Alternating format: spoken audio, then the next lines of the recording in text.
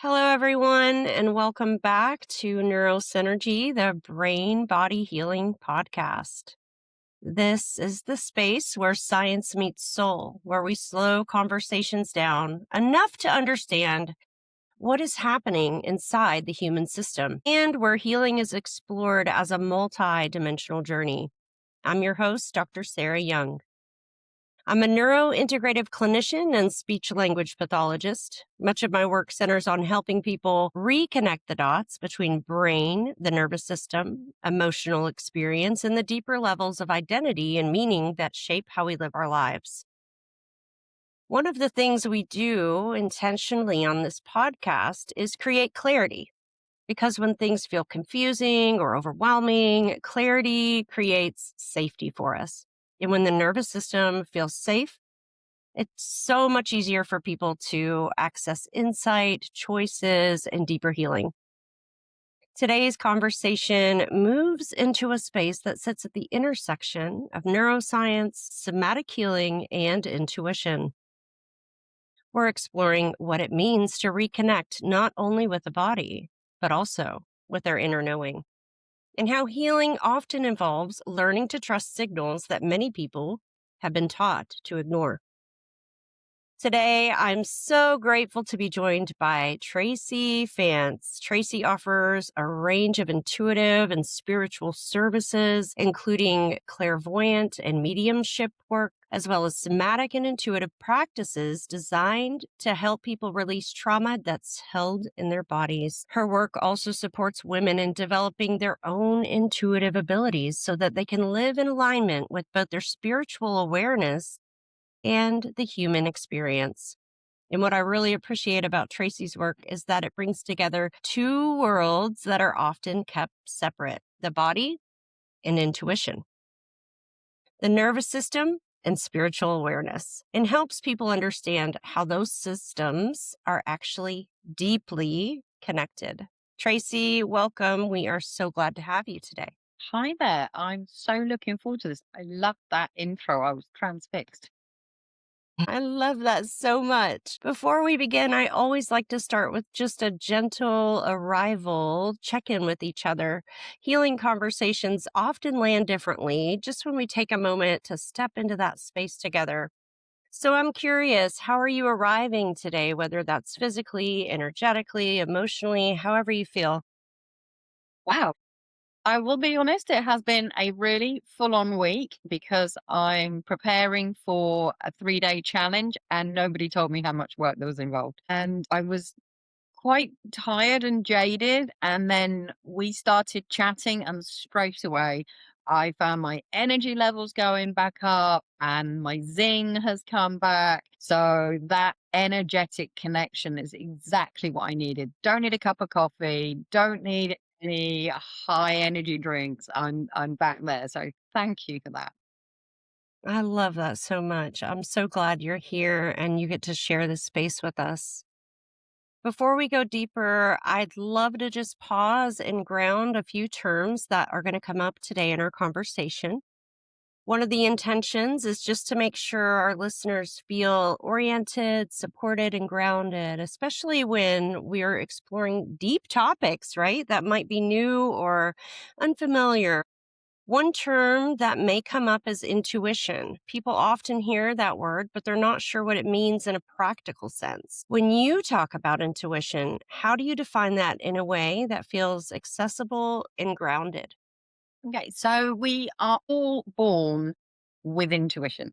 It's not something that the privileged few have, it's just a part of us. Okay. And the difficulty is everybody's intuition interacts and communicates with them differently. So for some, it might be an inner voice. For some, they might just know that they're in danger or they know that they can relax, they're safe. For some, it could just be a sensation in the body that just catches their attention and brings their awareness to that moment rather than our habit of walking around, in a world of our own or oblivious to what's happening. But when that intuition fires up and in whatever way, it just makes us jolt and come back to that awareness, which goes back to when we were the Stone Age man and we were, out hunter gathering. And if you felt eyes on you, you needed to get the heck out of there because you didn't know whether it was someone from your tribe, saber-toothed tiger, or, someone, coming to do harm to your tribe. So the difficulty in explaining it is explain to people that every one of us is different. So mine will be different to yours. Okay. And yours is different to mine. It's it's getting that understanding of how our intuition works. So you can call it a sixth sense, you can call it an inner knowing. It's really difficult to put a definite definition on it because it operates so differently. But it's not your logical brain going, "Oh, I won't put my hand in that fire because that's going to jolly well hurt." Okay, that's your left brain logic. Intuitive part is when we do something with no logical reason or we do it instinctively because it just feels right. Does that explain it well or not? That was the most beautiful definition I've actually ever heard, and I really love how you made it very grounded, very practical, very human. And I also love how you pointed out that we're not all the same. It's not something that the select people have. This isn't, it's part of who we are, right? As spiritual beings having that human experience. So thank you for that. Another phrase you use in your healing and in your work is somatic healing. From a clinical perspective, somatic refers to the body. Hmm. So, somatic healing involves working with how experiences, especially stress or trauma, either big T or little t, as we like to say, Hmm. are held in the body. How do you explain somatic work to someone who's never experienced it before? Okay. So imagine when we're cold and we hunch up because we're cold and we're shivering and we're trying to get warm. And then the next day we might go, I really ache. And you go, oh, that must have been from, being so cold and tense yesterday. And then, of course, we just completely forget about it and move on. So somatically, when things happen to us, whether it's somebody that says something or we hear something on the news, or maybe we have a near miss when we're out driving our car, all those little ouch moments build up in the body like that tension when we were cold. But unfortunately, we're not aware of it. So I always say it's a little bit like the little lights on the dashboard of your car, and the oil light comes on, and you can either stick sticky tape over it and hope it goes away, or you take it to the garage and they go, oh, you need more oil. Let me put you some oil in. With our bodies, the equivalent of that is when we get a headache, when we get back pain, when we have a migraine or whatever it might be. And that is your body's engine management going, whoa, whoa, overload, too much, something needs to go. And literally with the somatic, we just need to release that internal pressure, that trauma that the body has held on to and tensed up over. And when we let it go, the health condition, the chronic pain, whatever it might be, can then go because it was just trying to get our attention and going, you need to slow down, you need to sort yourself out. So it's literally just the release valve that our body needs to let go of all that collected pain and trauma. And you're very right when you say big T, little t, because it might not sound much, and especially in the UK, I don't know what it's like where you are. In the UK, our biggest phobia is public speaking. Most people hate it. They don't even want to get up in the office with their colleagues and talk about something they know really well. And I'm pretty certain, but I don't have data on this, that goes back to being made to read out loud in English when you're at first school, and you maybe stumble over a word and all the other kids are laughing at you, or the teacher, you know, critiques you with all the best intentions, but the child is hearing ridicule and they're being laughed at, and nobody wants to be judged, let's face it. So that poor child is like, I'm never reading out loud again. Oh my God, I'm so embarrassed. That little trauma is big to that 4 or 5-year-old child. It's huge. And so those sorts of little traumas, they sound silly when we look back, but they can actually cause problems for the next 40 years of your life if you haven't had the opportunity to talk that through or to be able to sit and think about it and let it out. So, we're not good at sitting and processing anymore. Yeah, and I also feel like awareness, we're so used to living and going and doing that. A lot of us, it can be very difficult to like take a step back and kind of zoom out and look at what you're doing and become aware of like what's running me and realize that it doesn't have to, right? We can always work with that as long as we know what that is. And one more concept that is going to come up today is the alignment between the spiritual and the human self. That idea that we're both physical beings, but we're also something much, much more expansive. What does alignment mean in that context? Okay. Well, as with anything else, if you aren't living in alignment to who you are, so let's say you're doing a job that you hate, or it's not aligned with your values, like you are very heart centered and you're working for a corporate that just wants to get as much money out of people as possible and they don't care about anything else. You're going to be going, hang on, this isn't fitting me. I can't be this heart-centered person over here and then be this person over here that's just out to take as much money off our clients as possible. So when we look at the spiritual and the human, we can't just be human, because whether we believe in it or not, all of those rules that govern our spiritual self are still at play. So, we might talk about things like law of attraction, which is manifesting. Well, whether you believe in that or not, you can still make it happen, but you just don't know the rules. Things like karma, which is not punishment. Karma is cause and effect. If I do this, that happens. Okay. So if we're trying to just be human, that means that there's a load of stuff going on that we're working against, and we could work with it. And similarly, you can't be all totally spiritual unless you're a monk and live on the top of a mountain. You've got to live in the human world.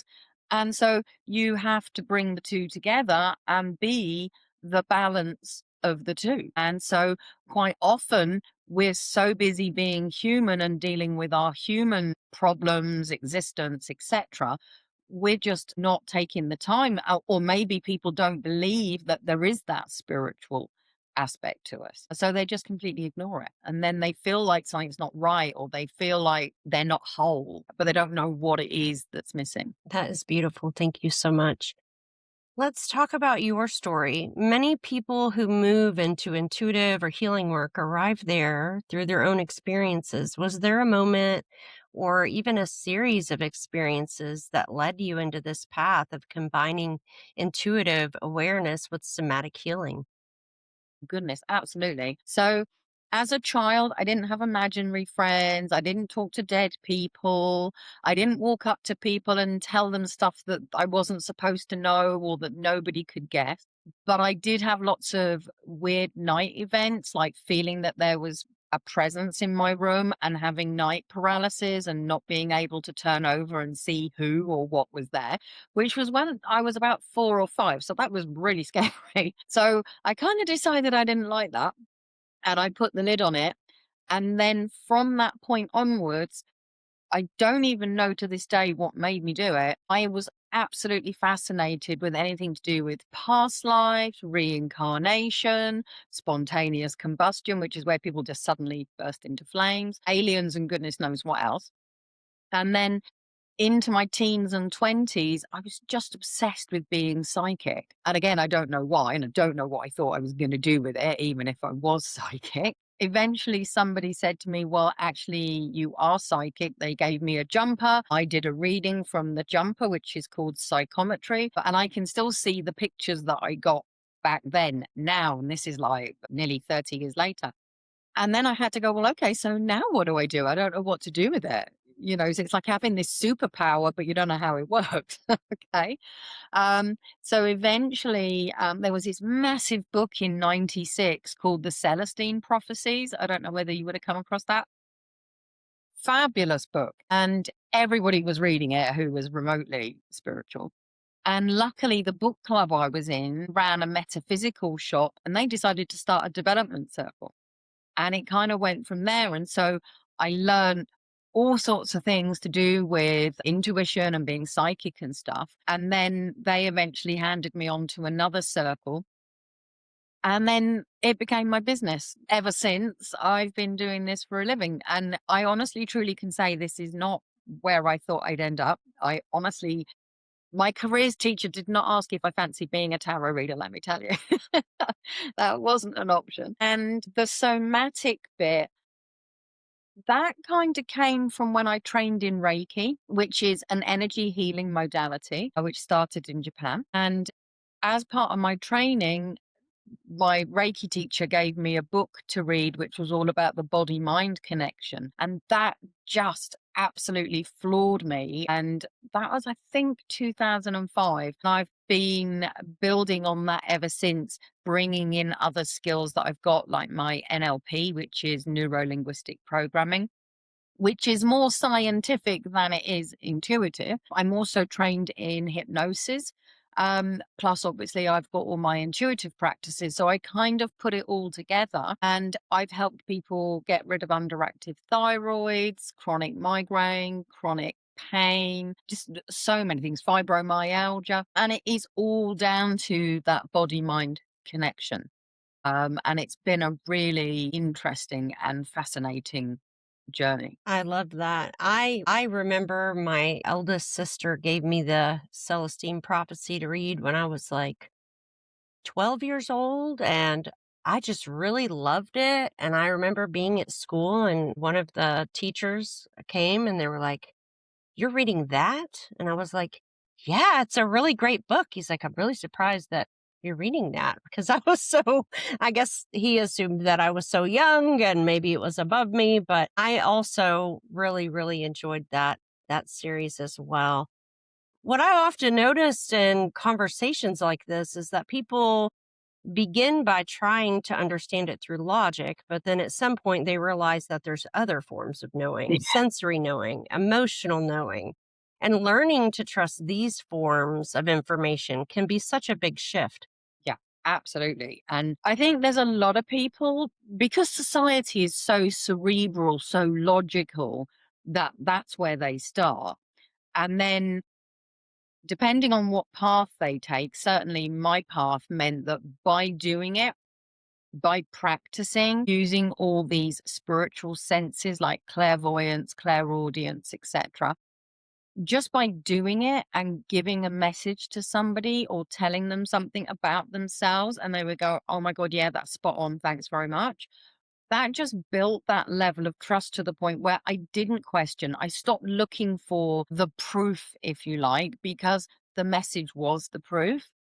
For my partner, I'm actually really lucky because my partner actually sees physical spirit. So our senses can either be subjective, which means they're inside us, or objective, which means they're outside of us. So when I see or hear on a spiritual level, it's in my head. It's not like a disembodied voice or a vision in front of me.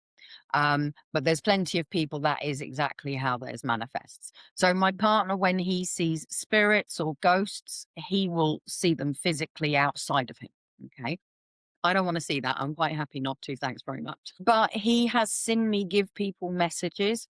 He has borne witness to the confirmation from these people. So he implicitly trusts what I get, even though he's actually quite logical. And even he just is not expecting logic to quantify and to help him understand this. He just accepts it because he's seen it in action.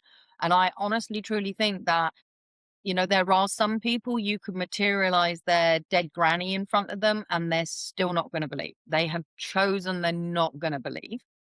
I think it's healthy to be skeptical and go, okay, I really need evidence before I can be on board. And I love chatting to people like that because they are actually open minded. They just haven't had enough evidence to go, okay, I'm on board.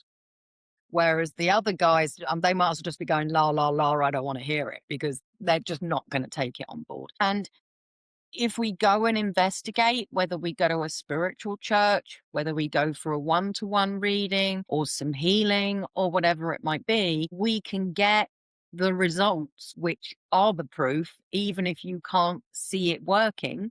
But I can't see oxygen, but I know it's there and I breathe it, thank God. So I always say to people, is the evidence that it exists necessary before you believe? And for most people, they don't need that. Let's talk more about intuition. As you were talking, I just kept thinking how it reminds me of a muscle. If you're not used to using that as a tool, right? You're not used to working with that and living with that. I've experienced it much like a muscle, Mm. right? And that repetition of coming back to that again and again. And through your own experiences, you're learning that in alignment, right? You kind of get that solidity under your feet. But that process, I don't know about for you, but that process of the using the muscle, it can feel a little bit like floating. Yeah. Does that make sense? Yeah. Like there's not any ground. And, many people feel disconnected from their intuition and they're not even sure if they can trust it. So, what do you think? How can someone begin to recognize their intuition? And how can they kind of move past that fear or overthinking? Okay. Wow, there's a lot in there. So the first thing is, like, some people doubt that they even have any intuition. Okay. But for those people who are a parent, when you get that moment when you feel like your child, there's something wrong, maybe they're at school, maybe they're around your mother's being babysat or they're around a friend, you will pick up that phone. If necessary, you will run in bare feet to go around there and just check they are okay. That is your intuition. Okay. Now, as I said earlier, everybody's works differently. So, the first thing that I do when I'm working with people is to help them understand, are they seeing it, hearing it, feeling it, or just knowing it? Which I will be honest, that's the hardest one of the senses because it's just so spurious. It's like, well, how do I know that? Okay. Now, I can only tell you what mine is like. So for me, let's say I'm looking out the windows, beautiful blue skies, and I'm about to go out. All right, I better put my coat on and get myself organized.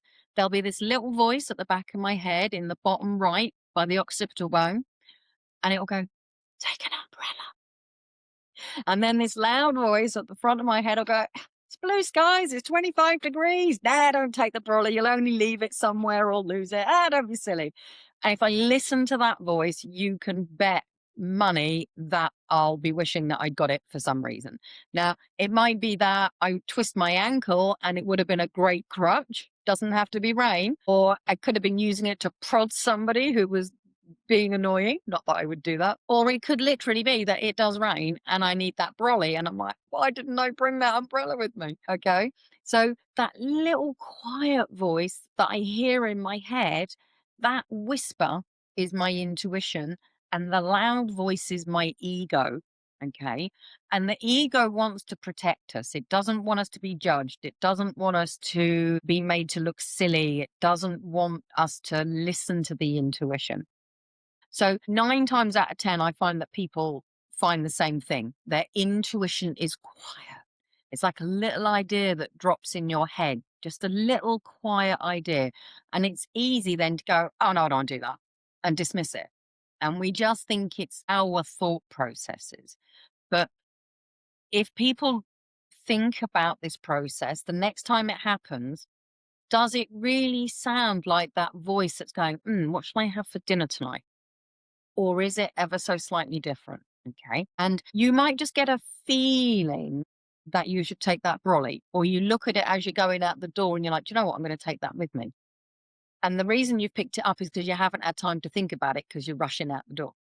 If you'd had more time, you'd probably go, oh no, I can't be bothered. I'll leave it there. I don't need that. So, firstly, always find out how your intuition communicates with you, because that's a massive, massive part of it. The next issue is, as you rightly say, people doubt it. And that's because we live in a very logical, intellectual world. People value intellect and logic, they don't value intuition. unless they're coming to me for a reading, in which case they do. So the problem is that we are brought up to be logical and to be intellectual. And I'm sure lots of your listeners can identify with, if you did have an imaginary friend, you'd have parents going, "Oh, don't be so silly. You're just being over imaginative." Or, "Don't be silly. You're being a drama queen." Or, "Don't be silly. You're just attention seeking." And depending on what it is that your intuition was doing, like maybe you are one of those kids that would walk up to them and go, "I can see your grandma behind you." And the parents will go, "Oh, just got an overactive imagination. Just ignore her." You know, and eventually we become smaller because we don't want to be judged. We don't want to be told off by our parents. We don't want to stand out from the other kids in the class either. And so it it gets knocked out of us.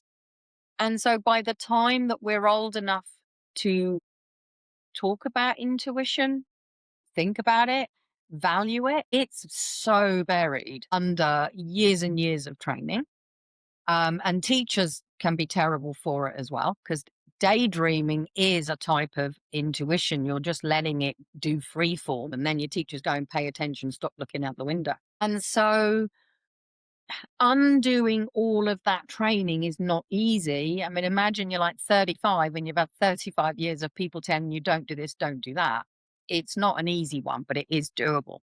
And I was incredibly logical because I was in financial services. And so if you can go from being super logical to super intuitive, if I can do it, anyone can do it. And I think also because part of us fears what will happen if we listen to our intuition and act on it.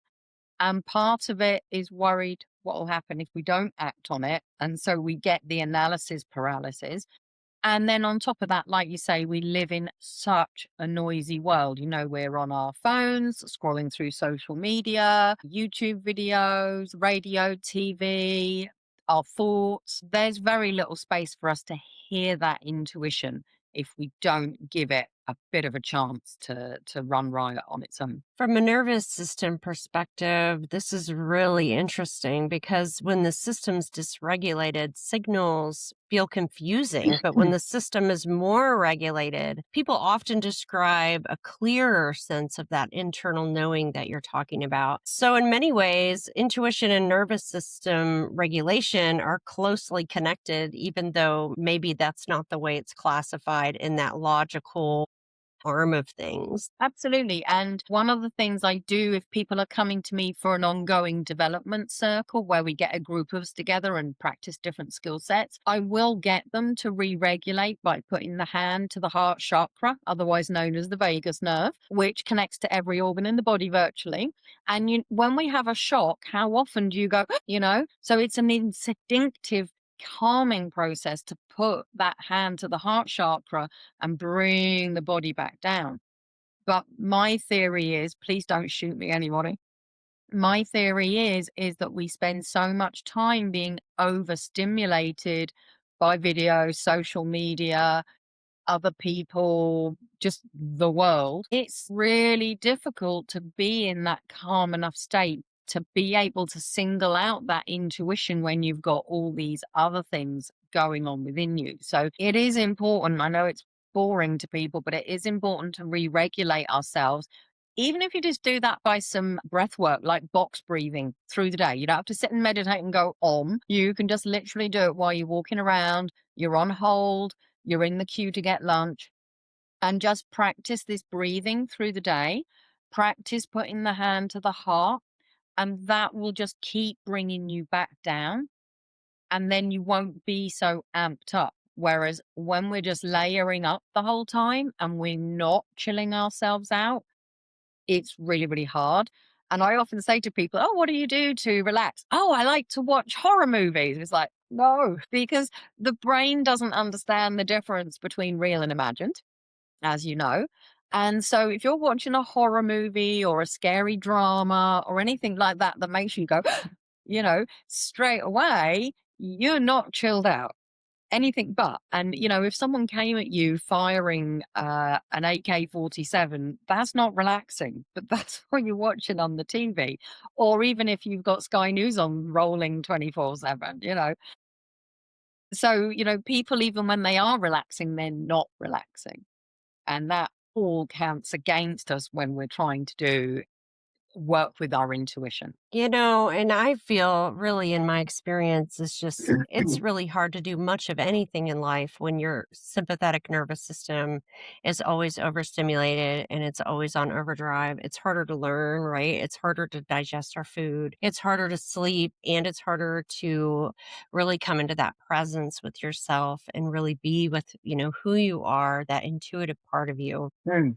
You also mentioned helping people release trauma through somatic and intuitive practices. For someone who's new to that idea, what does it actually mean to release trauma from the body? What might someone notice as they began that process? Okay, so I'm going to mash up a couple of clients here. So I had a client in their 70s who came to me with chronic pain in their upper chest and neck. They'd been to their osteopath and they said, your problem is not down to an osteopath. Your problem is trapped emotion. Go and find someone that can help you. And they came to me.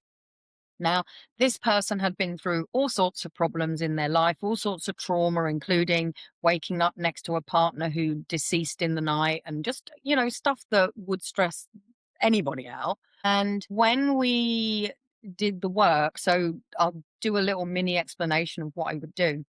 I would get them into a nice light meditation, but they're still awake and cognizant of what's going on. And then I would get them to tell me where the pain is in their body. So let's say it's in the upper neck. And then I would ask them to follow that back through time, which is called timeline therapy. And then there'll be a memory at the root of it.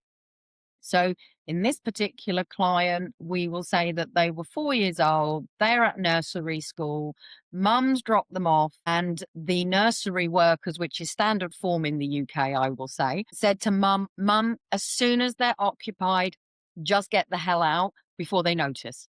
And that's what they did.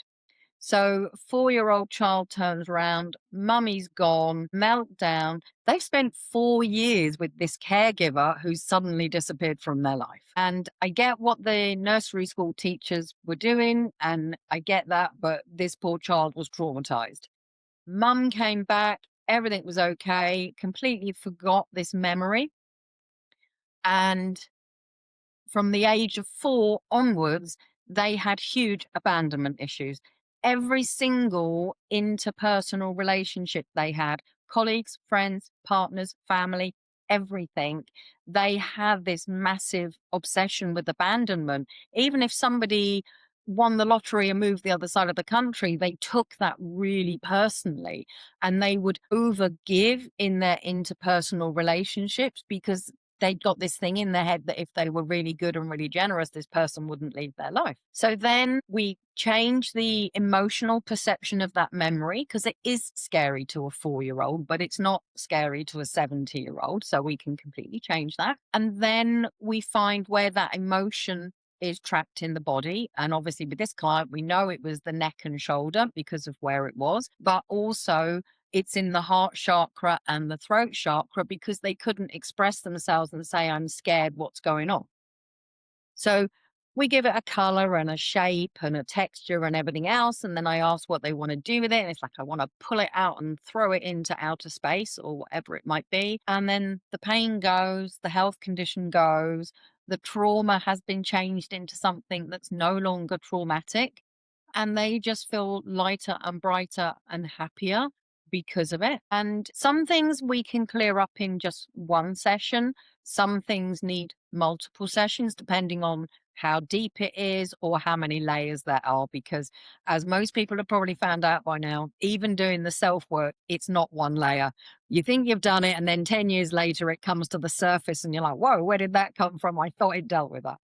So it can take multiple sessions to clear certain things away, but all of it comes down to whatever trauma we've experienced, whether it's parents getting divorced, the teacher picking on us at school, being bullied, or whatever it might be. And sometimes it can be our own beliefs. We think we're not good enough. We think we're not worthy. And everything that we think and do is from that root. And therefore, it's going to create more of that stuff that proves we're not good enough and we're not worthy. And so we're just getting re traumatized the whole time. So we can actually completely transform someone's life going forwards because they're not using the same story to drive them forwards. So it's so many layers in that. And so, yeah, and it's so important for people to understand that trauma doesn't only live in your memory. It lives in your body. It lives in your muscle tension. It lives in, your breath patterns, your nervous system responses. Healing involves helping the body complete those processes often that were interrupted. Mhm. Another part of your work is helping people develop their own intuitive and psychic abilities. That can feel intimidating or even accessible to some listeners. Maybe this is new for them. How do you approach that in a way that feels safe and grounded? Okay, so, such a big subject. As I said, the first thing I want to do is get people to know how their intuition communicates to them. And more often than not, once we start talking about it, they'll be like, oh, yeah, yeah, I get that. Oh, is that my intuition? Okay, great. So having that knowledge of what you're looking for is massive. Otherwise, you might as well be looking for a needle in a haystack. Then we like to build the trust bank, as I call it, which involves doing things like journaling. I felt like I should take my umbrella with me. Did I take it? No. What happened? I got wet. Did I take it? Yes. Did it rain? Yes. Did I get dry? Yes. So you can see the outcome of these little nudges. I felt like my little boy George was in trouble, and I rang the nursery and they said he'd been unwell and that he was crying for his mummy. You know, it's not life changing. You're not going to win the lottery with it. But when you know it's there and you trust it and act on it, life tends to be a lot less challenging and a lot less brutal emotionally. And it just flows more. Okay. Yes, you can have big intuitive nudges. We were talking about it recently. Do you remember those two planes that went missing really close together? There was a lady and her family due on the first flight, and she just rang up and went, "We're gonna reschedule our flights, thanks very much." And then the plane went missing, and she was like, "Oh my god, I'm so glad that I just felt I needed to do that." So it can be huge, but the trouble is sometimes we will know immediately. Like, let's say I don't know, you decide to get the bus, not the train, and then suddenly everyone's talking about the train that derailed or got delayed, and you're like, oh my God, I'm so glad I listened and got on the bus instead. Sometimes it might take months before you find out why this all unfolded in the way it did. And sometimes it can take years. And sometimes you never find out what was going on. You just have to trust and believe and act on it. So the more you've got your journal with all these times that you listened and it worked out, you'll build your trust. If there are times when this intuition said, do this or don't do this, and it went wrong in inverted commas, why did it go wrong? Was that really your intuition telling you to do it or not do it? Or was it your ego? Or did you misunderstand? Or did you just simply not listen and you sailed on regardless? And it's about being honest because the only person that's going to miss out if you're not honest with yourself is yourself. But literally, the more frequently you can see that I listened and this happened and I'm glad I listened, eventually you won't even put it in your journal because you'll just go, I'm going to listen. And that's where I'm at these days. I can't remember the last time I ignored it because it's just too much hassle to ignore it. So I help people find little ways in their day that they can flex that muscle, because I refer to it as a muscle as well, and to just follow where it takes them and to then sit back and think about what's happened and why. Okay. So in my Facebook group, once a week, I give them an intuitive exercise to do. And this week it was cheese, pick a cheese. So I choose the cheese and I tell them what the exercise is. And then at the end of the day, I post the response, so they know what the answer is. And the idea is that their intuition is going to tell them what it smelt like, what it felt like, what it looked like. And they'll tell me which cheese it is that I picked, or which song, or which car, or whatever it might be. And it's interesting how many people are right, but it's more interesting how many people get led astray because they'll pick the first thing that pops in their head, but they haven't followed the process, or they'll get, what's the word, led astray by the picture. So if I put a picture of a cheese board, something on the cheese board might grab their attention and they'll go with that rather than listening to their intuition. So understanding where you went awry is generally, for me anyway, more powerful than why it went right. Because when you know what you didn't do or what you should have listened to, you go, "Ah, yeah, I did get that, but I dismissed it." Or I did get that, but I thought it can't possibly be that. And I know Tracy likes Stilton, so I'm going to put Stilton as the answer. And so I honestly think there's more power in getting these things wrong to begin with than getting them right so that you can understand the process more. It's all part of that learning process, I think. You talk about helping people live in alignment with both their spiritual and their human aspects, and that's such an important idea because so many people feel split between those parts of themselves. Can you tell us a little bit about what integration might look like in their daily life? Okay. Yeah. So a lot of people come to me and say, look, I don't want to do tarot readings. I don't want to talk to dead people, but I know that there's more to life. There has to be more than you're born, you live with tragedy, and then you die. And those are the people that are looking for answers. And it's, even if they can't put it into words, it's things like, is there life after death? I've just lost somebody. Are they okay? What happens? So it's those sorts of things you can't always put into words. And so it's little things like learning to work with your intuition, because my life is easier when I follow my intuition. I mean, I learned a long time ago not to make big decisions without listening to my intuition, but even small things like, I'm being guided to come off a junction early, so I'm going to come off. And then I find out that the traffic was at a standstill because of an accident and I'd have been sat there for 2 hours. That's 2 hours I could do something else with. So it's small in the scheme of things, but those things mount up. So it means that I do things for the right reasons. I feel guided to do them rather than, well, society tells me I have to, or I need to conform. So when people come to me and they're looking to balance their spiritual and their human, they're looking for things that make life easier. They're looking for answers to the questions they don't even know that they have. They want to be able to make decisions that are right for them rather than doing the wrong things. They may not necessarily want to sit and have conversations with their loved ones who have passed or their spirit guides, but actually they do want to communicate and understand how the universe, their guides, their angels, their loved ones speak to them and how to identify those messages around them.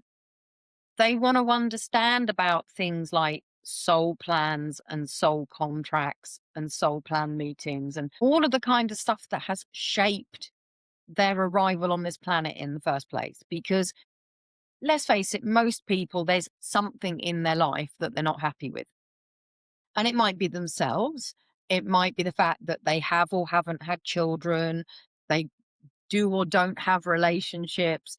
Or my lady the other day, why she's got 1,000,001 narcissists around her and it drives her nuts. And it's like, why me? So by bringing her spiritual and her human selves to the things that crop up in her life, she can see that there's a deeper meaning, which is way more powerful than I'm just having a horrible life. And so it's that ability to be able to understand the tragedy, the wars, the loss, all of those things that make life on earth really, really challenging.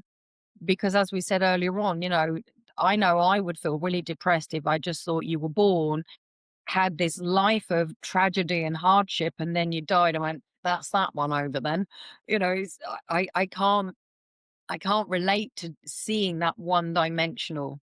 thing. So most of my guys that come to me, they're in the same place. They need to know that there's more going on in their life. There's more purpose, that they're here for a reason. So there's lots of different ways to align the human and the spiritual. You don't have to do tarot readings or get up in church and give messages. That's a very small percentage of my people want to do that. I think many listeners can relate to that feeling of that fragmentation, trying to function in the world while also sensing that there's something deeper happening inside of them.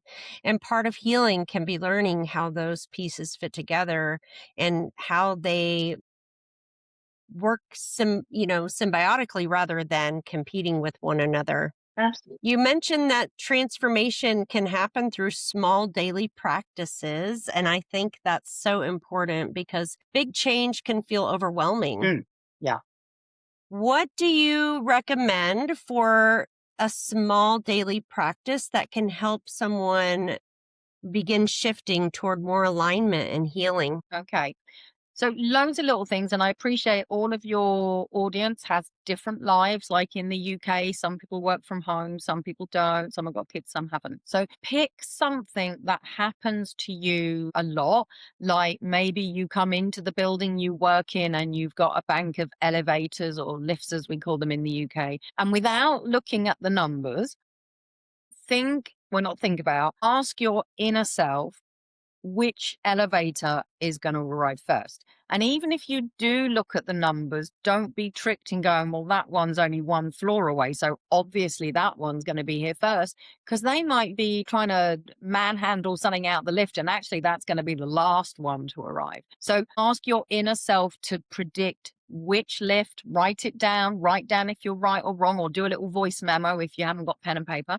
If you're out and about, you could be in the supermarket and you might ask your inner self which queue is going to move fastest. And it doesn't matter if it's the one with 2 people or the one with 10 people, because the one with 2 people, they might be doing a refund and exchange or something that's going to take forever. So that's when the conscious brain gets involved and goes, well, it's going to be that one. There's only 2 people. Well, I can tell you, I have got in that 2-person queue and I've been there even longer than the one at the end of the 10-person queue. So it's about trusting that inner voice. And it doesn't matter if you're wrong. Okay. It's just about playing with it. When your phone rings without looking at the caller ID and assuming that it's not your mother who always rings at 6 o'clock and has her own ringtone, who's calling? It's a sales call. And you look at your phone and go, yeah, sales. Okay. Again, you're just allowing that intuition to call. I know most people don't do phone calls these days. So maybe if it's a text message, and again, same thing, you're not expecting it and it doesn't have a certain ringtone for a certain person, identify who that text is from before you look at it. And another one that I love, but people look at me like I'm mad, is if you're going out to get lunch because you're working or whatever, or you're out shopping for dinner, or you're going to a restaurant, rather than voting for your food with your eyes or your pocket, ask your inner knowing what it fancies. What does it want to eat? And you might randomly get salad and you never touch a salad. But that is your soul telling you, today, I really need salad. Or maybe you eat salads because you're always on a diet.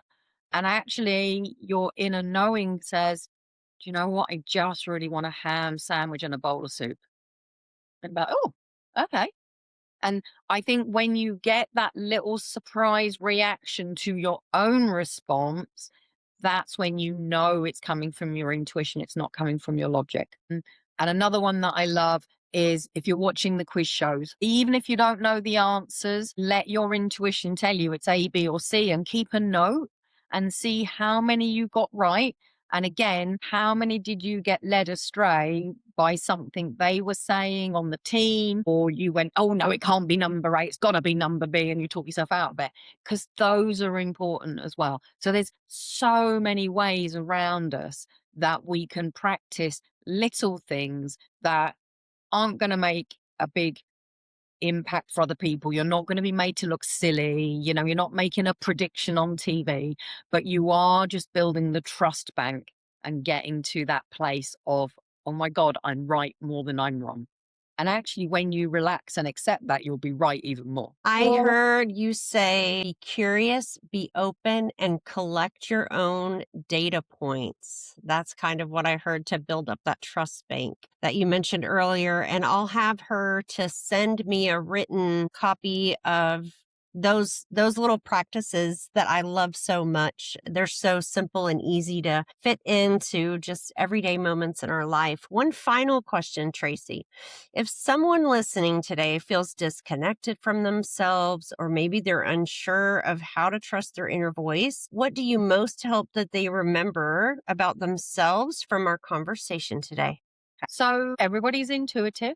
So it's not up for debate. It's not like, can I be the next, best player on the NBA team? It is, I am intuitive.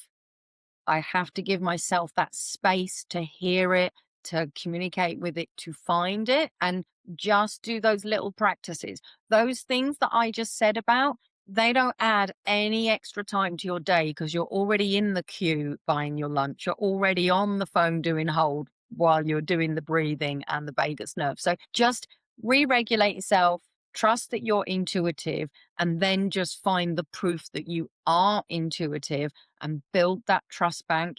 And little bit by little bit, day by day, the next thing you know, you will have more intuitive hits and you will just keep layering up that faith and that trust. And eventually you won't question the intuitive nudges that you get. Tracy, thank you for this conversation. I think what stands out most is that reminder that healing isn't about becoming something new, but it's about reconnecting with who you already are, right?